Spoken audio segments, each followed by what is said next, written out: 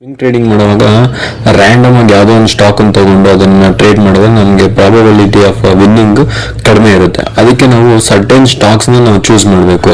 ಅಂದ್ರೆ ಯಾವ ರೀತಿ ಸ್ಟಾಕ್ಸ್ ಇವಾಗ ಎಕ್ಸ್ಪ್ಲೋಸಿವ್ ಹೈ ಗ್ರೋತ್ ಇರುತ್ತೆ ನೋಡಿ, ಆ ತರ ಸ್ಟಾಕ್ಸ್ ನಿಮ್ಗೆ ಒಳ್ಳೆ ನೀವು ಸ್ವಿಂಗ್ ಟ್ರೇಡಿಂಗ್ ಮಾಡಿದಾಗ ನಿಮ್ಗೆ ಒಳ್ಳೆ ರಿಸಲ್ಟ್ಸ್ ಬರುತ್ತೆ. ಮತ್ತೆ ಕನ್ಸಿಸ್ಟೆಂಟ್ ಗ್ರೋತ್, ಈ ರೀತಿ ಸ್ಟಾಕ್ಸ್ ಕೂಡ ನಿಮ್ಗೆ ಒಳ್ಳೆ ರಿಸಲ್ಟ್ ಬರುತ್ತೆ.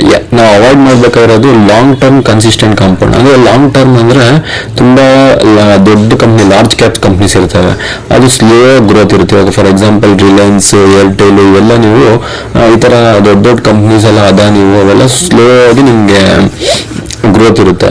ಇದರಲ್ಲಿ ನೀವು ಈ ತರ ಸ್ಟಾಕ್ಸ್ ಮತ್ತೆ slow growth with high margins, growth slow ಇರುತ್ತೆ ಬಟ್ ಮಾರ್ಜಿನ್ಸ್ ಹೈ ಇರುತ್ತೆ, ಈ ತರ ಸ್ಟಾಕ್ಸ್ ನೀವು ಅವಾಯ್ಡ್ ಮಾಡಬೇಕು.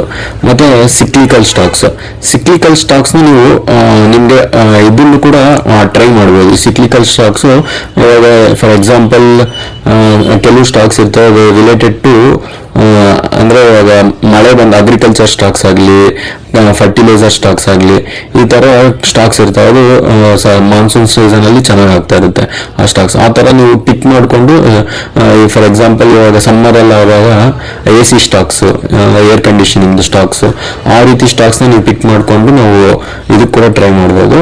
ಡೀಪ್ ಗ್ರೋಯಿಂಗ್ ಸ್ಟಾಕ್ಸ್ ಟ್ರೈ ಮಾಡ್ಬೋದು. ಡೀಪ್ ಗ್ರೋಯಿಂಗ್ ಸ್ಟಾಕ್ಸ್ ಯಾವ ರೀತಿ ಟ್ರೈ ಮಾಡ್ಬೋದು ಅಂದ್ರೆ ಅದು ಟರ್ನ್ ಅರೌಂಡ್ ಆಗ್ತಾ ಇದೆ, ನಾವು ನೋಡ್ಕೊಂಡು ಅವಾಗ ಟ್ರೈ ಮಾಡಬೇಕು.